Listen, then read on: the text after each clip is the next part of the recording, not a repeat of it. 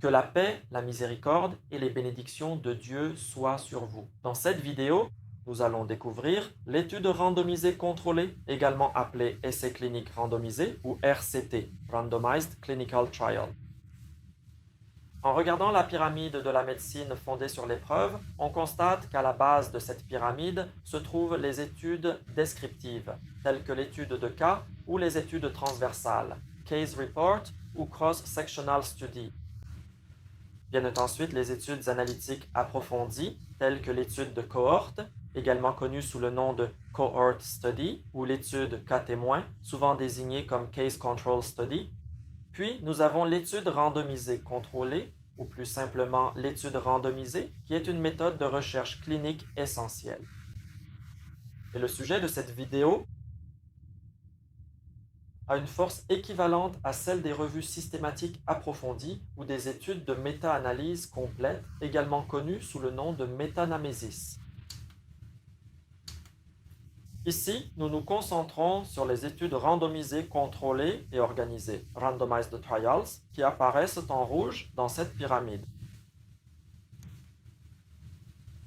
Ces études sont considérées comme l'un des types d'études les plus puissants car les participants y sont répartis de manière aléatoire entre deux groupes. Un groupe reçoit le nouveau traitement et l'autre groupe reçoit un autre traitement ou un placebo.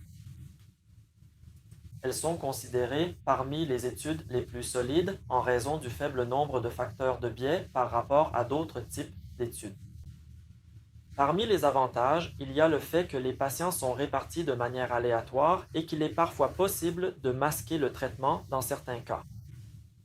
De plus, les méthodes statistiques ou l'analyse statistique utilisées sont considérées comme simples. Il est également possible de définir clairement le groupe d'études, mais l'inconvénient réside dans le coût élevé en raison de la durée du traitement ou de la période d'étude prolongée. Par conséquent, le coût augmente. De plus, la plupart des participants à ce type de recherche sont des volontaires, ce qu'on appelle le biais des volontaires, volunteer bias. Il existe également parfois certains conflits avec l'éthique de la recherche scientifique lors de la réalisation de ce type d'études. Pour mener ce type d'étude, il faut d'abord rédiger la question de recherche et le protocole de l'étude. Ensuite, il est envoyé au comité d'éthique de la recherche scientifique, ou IRA, Ethical Research Committee. Ensuite, les participants à cette recherche sont rassemblés et leur consentement à y participer est obtenu. Puis, ils sont répartis de manière aléatoire et, si possible, le traitement leur est caché et ils sont suivis tout au long de l'étude jusqu'à la fin de la période d'étude. Ensuite, le nombre de cas dans chaque groupe est calculé, ces cas sont comparés entre eux et l'analyse statistique nécessaire est effectuée. Cette image montre comment se fait la répartition aléatoire de l'échantillon de l'étude. Ici, il y a la population ou l'échantillon qui est réparti de façon aléatoire, ce qui est indiqué ici par le symbole R entre le nouveau traitement et l'ancien traitement, puis il est suivi pendant la période de l'étude. Ensuite, le nombre de cas dans chaque groupe est calculé. Au début de ce type d'étude, il faut définir la question de recherche ou les research questions. La question de recherche est définie ici à l'aide de ce qu'on appelle le PICO, où chaque lettre représente un élément. P pour population, ou l'échantillon de l'étude, I pour intervention, ou le nouveau traitement qui sera utilisé. C pour contrôle, ou le traitement conventionnel auquel le nouveau traitement sera comparé, et O pour outcome, c'est-à-dire les résultats attendus dans cette étude.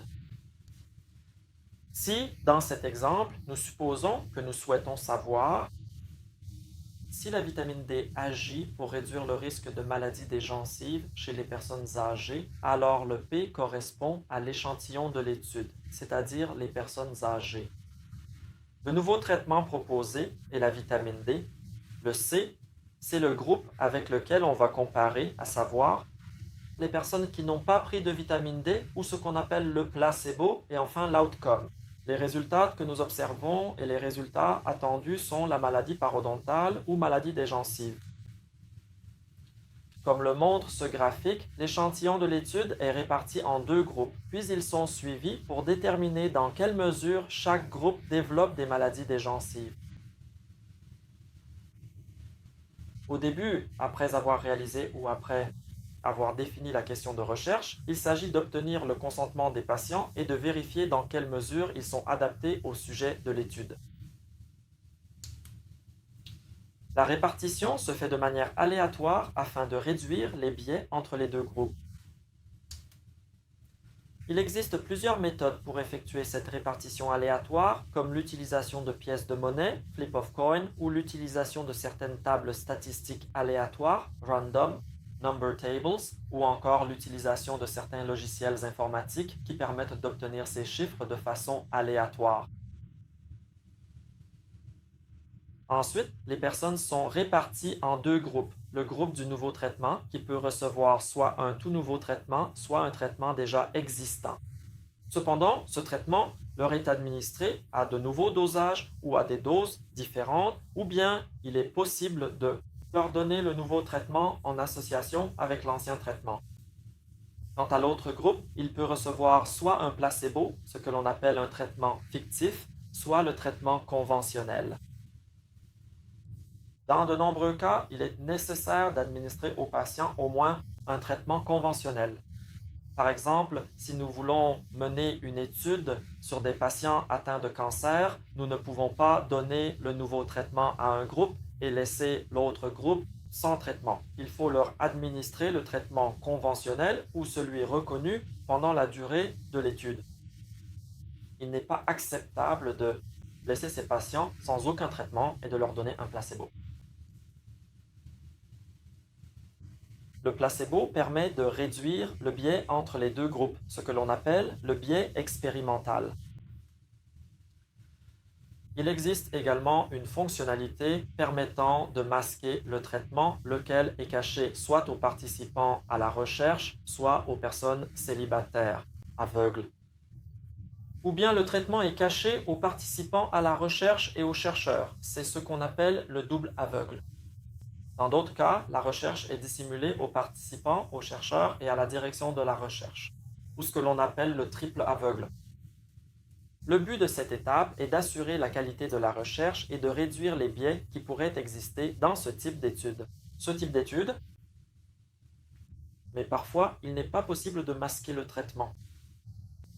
Par exemple, si dans une étude on compare l'administration d'un antibiotique à une intervention chirurgicale, les patients sauront alors quel type de traitement ils reçoivent, et il ne sera donc pas possible de faire l'aveugle ou de masquer le traitement. Elle ne peut être appliquée à certains types d'études selon le sujet choisi par le chercheur. Et puis, les patients sont suivis pendant toute la durée de l'étude et ce suivi continu est très important pour éviter que certains patients ne se retirent de l'étude. Cela se fait grâce à une surveillance continue.